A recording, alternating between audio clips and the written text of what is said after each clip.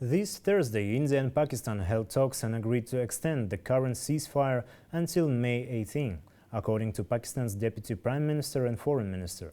This extension was reached despite earlier mutual accusations of violating the ceasefire, which was originally brokered by the United States on May 10. For more than 7 decades, India and Pakistan have shared a complicated and often hostile relationship, shaped by history and a fiercely disputed border. The region of Jammu and Kashmir has long been the flashpoint, and in 2025 it has once again become the center of attention. But what brought both sides to the negotiation table, and how long can the ceasefire last? Watch our next report. On April 22nd, a deadly suicide bombing happened in Jammu and Kashmir, resulting in the death of 26 people. Following the attack, India blamed militants based in Pakistan for the bombing. However, Pakistan denied these accusations. Shortly after, India launched Operation Sindoor to strike suspected terrorist targets across the line of control. In response to this, Pakistan started Operation Bunyan Marsus. As a result, open fighting broke out in the region and lasted for nearly 2 weeks. My message for the international community is that they must play their role to guard the international institutions and international law, all of which India is violating.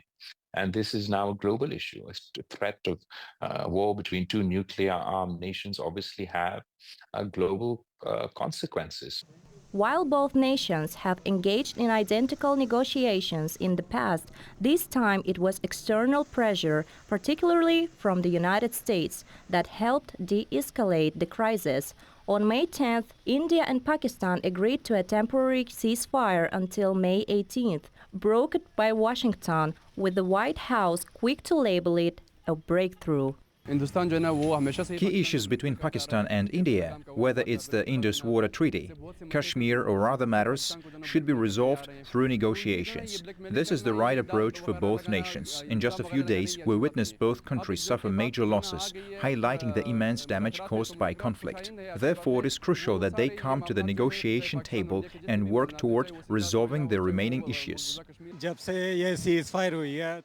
the ceasefire was implemented, the atmosphere has improved and markets are gradually reopening. The shops opened yesterday as well, but it was Sunday anyway. We expect to see more people shopping in the market and people going back to work. This is a positive message. We want the ceasefire to be implemented forever. War leads to losses on all sides. Therefore, war is not a solution.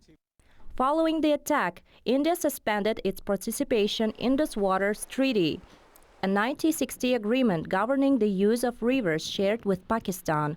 While the move is symbolic, it has raised fears in Islamabad, which relies heavily on the Indus for agriculture and water security. To that degree, it's seen as an existential threat to Pakistan. It raises the stakes in the India-Pakistan tensions. But I think the bigger issue is it's removing so-called red lines in the bilateral relationship. So there was a certain threshold that would not be crossed when tensions took place between India and Pakistan. For now, the ceasefire between India and Pakistan holds, but peace remains elusive. Without structural reforms, cross-border cooperation, and sustained diplomatic efforts, the cycle of escalation may well repeat, experts warn. According to Pakistan's Ministry of Foreign Affairs, comprehensive political negotiations will begin after May 18th. Parties emphasize that these talks will not aim to establish one side's dominance, but rather to resolve issues based on equality between the two countries. Nuraya Sılbek, Жанеркайт Магомбет, New Time.